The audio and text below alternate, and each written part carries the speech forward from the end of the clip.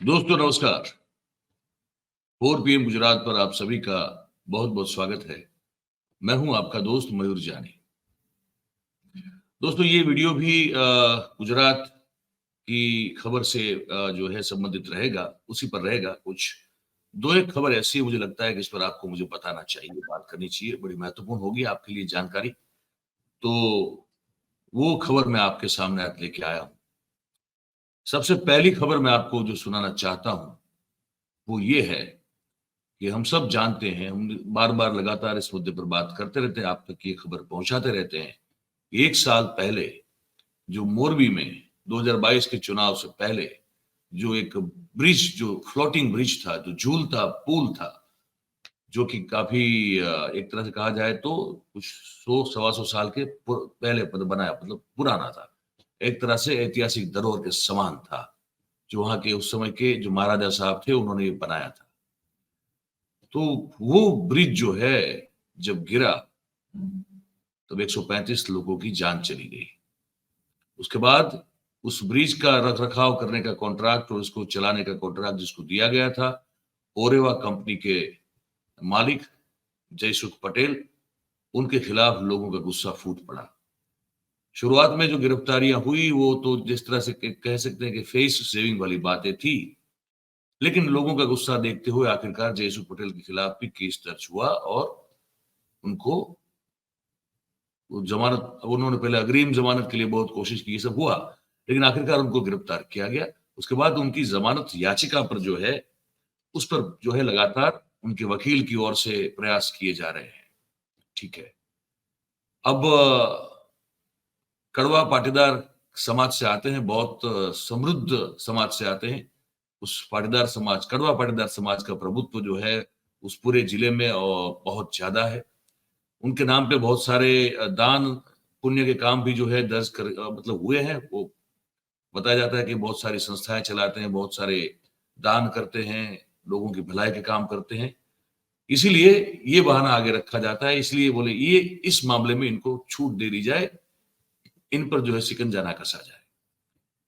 3 पाटीदार विधायकों ने भी जो है इनकी वकालत करते हुए प्रेस कॉन्फ्रेंस कर दी थी। एक कथाकार है हमारे यहाँ मुरारी दास हरियाणी साहब, उन्होंने भी जो है अपनी कथा में मोरबी में एक तरह से इनडायरेक्टली इशारा कर दिया था कि भई अब जो हो गया सो हो गया, लेकिन अब जो गए हो तो वापस नहीं आने वाले हैं, तो अब थोड़ी रियायत बरती जाए। 135 लोग मरे, उनके कुटुंबीजनों को एक परोक्ष रूप से ये इशारा था। उस पर भी लोगों का गुस्सा फूट पड़ा था। जमानत याचिका चल रही है। उमैया ये अपने कौन से अपनी ये जो संस्था है, लेवा पटेल समाज की जो संस्था है ना, तो वो जो उसके जो प्रमुख अध्यक्ष हैं वो दरेश पटेल साहब, है ना? उनकी ओर से भी एक बयान कुछ दिनों पहले आया था कि खोडलधाम संस्था के अध्यक्ष साहब कि भाई थोड़ी रियायत जयसुख पटेल के साथ बरती जाए तो ठीक रहेगा। तो ये सब हो रहा है, लेकिन कोर्ट इस मामले में कहीं सख्ती अपनी छोड़ नहीं रही है, ये बता दूँ मैं आपको। तो मुझे लगता है शायद आज के दिन ये एक ही इस वीडियो में एक ही खबर हो, फिर दूसरी खबर कोशिश करते हैं दोनों खबर को इस वीडियो में लेने की, क्योंकि मैं वीडियो को लंबा नहीं बनाना चाहता। तो ये मैंने आपको जो है पूर्व भूमिका में जो पीछे क्या हुआ था वो बता दिया। अब वो दृश्य देखिए जो वो जो ब्रिज गिरा था। मैं कोर्ट में जब जमानत याचिका पर सुनवाई हुई, तो कोर्ट ने क्या कहा है मैं आपको बता देता हूँ। कोर्ट ने कहा कि जयसुख पटेल को जमानत नहीं मिल पाएगी। वो हो ही नहीं सकता। बहुत बड़ा झटका लगा है हाई कोर्ट में जयसुख पटेल को।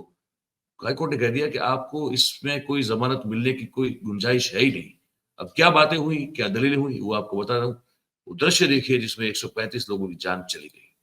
ठीक है, ये वो दृश्य है और इसी पर ये पूरा केस चल रहा है। तो ये है कि जयसुख पटेल की जमानत याचिका को गुजरात हाई कोर्ट ने आज जो ये आज नहीं कल की घटना है ये, तो हाई कोर्ट ने इसको जो है वो फेंक दिया। एक तरह से कूड़ेदान में डाल दिया, ये कह सकते हैं आप, है ना? जो पीड़ित हैं, जिनके पर जो वो परिजन जिनके घर में से कोई ना कोई किसी की जान गई है, तो कोर्ट का कहना है, पीड़ितों का कहना है, ये परिवारजन है उनका, कि कम से कम जमानत याचिका को स्वीकार न करते हुए हाईकोर्ट की ओर से कुछ हद तक थोड़ा सा न्याय मिला हो, ऐसा हमको अनुभव हो रहा है। जस्टिस जज साहब हैं दिव्येश ए जोशी साहब, जिनके सामने केस चल रहा है, तो उन्होंने साफ मना कर दिया कि भाई जयसुख पटेल को जमानत नहीं मिलेगी। अब अगर जयसुख पटेल को जमानत चाहिए तो उनको अब जाना पड़ेगा सुप्रीम कोर्ट। आप समझ रहे हैं, ये दृश्य देख रहे हैं, आपका मन विचलित हो रहा है, होना चाहिए, किसी का भी मन विचलित होना चाहिए, है ना? तो वो उस इस घटना की बात है पूरी। तो भाई अगर उनको अब जामीन, ये जमानत चाहिए तो उनको जाना पड़ेगा सुप्रीम कोर्ट। और एक बड़ा लंबा अपना फैसला दिया है हाई कोर्ट ने, और उसमें ये कहा गया है कि ये जो आरोपी है, जो ओरेवा कंपनी का मैनेजिंग डायरेक्टर है जयसुख पटेल, उसको इस दुर्घटना के पीछे ब्रिज की, उस पुल की जो जर्जरित स्थिति थी, जो खस्ता हाल था, उसके बारे में वो पहले से जानकारी रखते थे, तो फिर उस ब्रिज का इस्तेमाल होने क्यों दिया? इसीलिए ये जो गुनाहित कृत्य है, उसमें उनको भी जिम्मेदार उसी तरह से माना जाएगा, और इसलिए इनको जमानत नहीं दी जाएगी। जस्टिस दिव्येश जोशी साहब ने बड़ा गंभीर अवलोकन किया है और कहा कि इस केस का जो रिकॉर्ड है, उसको पढ़ते हुए स्पष्ट हो रहा है कि मोरबी नगर पालिका के द्वारा उस फ्लोटिंग ब्रिज, ये झूलते पुल का जो रिपेयरिंग काम है, उसका कॉन्ट्रैक्ट या तो काम जो है वो ओरेवा कंपनी को दिया गया था। आरोपी जयसुख पटेल उस कंपनी के मैनेजिंग डायरेक्टर हैं। 2008 से इस पुल की मरम्मत का काम चल रहा था, और ये जो आरोपी है जयसुख पटेल, उनकी तरफ से मोरबी नगर पालिका के, उनके और मोरबी नगर पालिका के बीच में इस ब्रिज की, इस पुल की जो जर्जरित हालत है, जो खस्ता हाल है, उसको लेकर पत्र व्यवहार होता था कलेक्टर साथ, और नगर पालिका के साथ भी ये पत्राचार हुआ था। और ये जो आरोपी जो अभी जमानत मांग रहा है, उसकी कंपनी के लेटर हेड पर जो पत्राचार हुआ है, उसमें साफ पता चलता है पढ़ के कि जो ब्रिज था वो बहुत ही खस्ता हाल में था। तो उस हालत को, खस्ता हाल को, उस जर्जरित हालत को आरोपी जयसुख पटेल जो है वो जानते थे, उनकी जानकारी में ये चीज थी, ये साफ मालूम पड़ रहा है। तो ठीक से रख रखावट ना हुई, ना ठीक से रिपेयरिंग हुआ, और उसके बाद भी जो है ये सब जानते हुए भी अगर जयसुख पटेल के द्वारा इस ब्रिज को जनता के इस्तेमाल के लिए अगर खुला रख दिया जाता है, तो ये गुनाह या क्राइम नहीं है तो क्या है? ठीक है, तो उन्हीं के द्वारा परमिशन दी गई, उन्हीं के द्वारा, उनकी एक पौत्री है, उस पौत्री के हाथों इस ब्रिज का लोकार्पण कर दिया गया, चलिए अब लोग इसको इस्तेमाल कर सकते हैं। उन्हीं की कंपनी के द्वारा फिर वो ब्रिज पर चलने के लिए टिकट जो है, उसके दर भी, इसका रेट भी डिसाइड किया गया, और टिकट जो है वो बेची भी गई।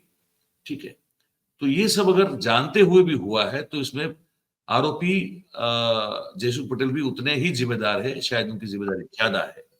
तो इसीलिए ये सब गुनाह जो हुआ है, उसकी गंभीरता को देखते हुए, और सजा की अगर संभावना भी बनती है तो वो भी बड़ी गंभीर होगी, तो उसको भी देखते हुए, और आप कह रहे हैं कि भाई जो आरोपी है वो, उसकी एक बड़ी अच्छी समाज में छवि है, वो बहुत दान पुण्य करते हैं, वो सब भी ठीक है, लेकिन पीड़ित परिवारजनों जो है, उनके द्वारा इस केस में मोरबी सेशन कोर्ट में भी और जांच करने के, और धारा 302 जो है उसको ऐड करने को लेकर जो एप्लीकेशन हुई है, ये सब बातों को देखते हुए हाईकोर्ट ने कहा कि हाईकोर्ट ये मानती है कि जयसुख पटेल साहब जो है वो जमानत देने के लायक नहीं है। सरकार की ओर से बड़ा विचित्र बर्ताव हुआ है। सरकार की ओर से जो भी बात रखी, उसमें आपको साफ लगेगा सरकार ने दूध और दही दोनों में पैर रखने की कोशिश की है। जमानत याचिका की खिलाफत भी सरकार ने नहीं की, ठीक है, हालांकि फर्ज बनता है उसका, ये भी बात की जा रही है। तो यही स्थिति है अभी कि कम से कम वो जो पीड़ित परिजन है, जिनके घर से किसी ना किसी की जान गई, ऐसे जो 135 परिजन, 135 परिवार, कुटुंब, उनको लगता है कि कुछ थोड़ा बहुत न्याय कम से कम गुजरात की हाई कोर्ट से उनको मिला है।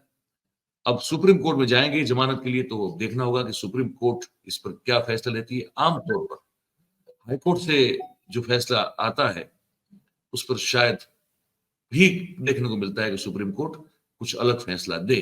इस मामले में क्या होगा वो देखना पड़ेगा, लेकिन फिलहाल ये स्थिति है, तो हमने कहा ये आपको बता दें। आप इस खबर को सुन के आपको क्या लग रहा है, क्या सोच रहे हैं? कोर्ट के फैसले को लेकर आप क्या सोच रहे हैं? जयसुख पटेल को लेकर क्या सोच रहे हैं?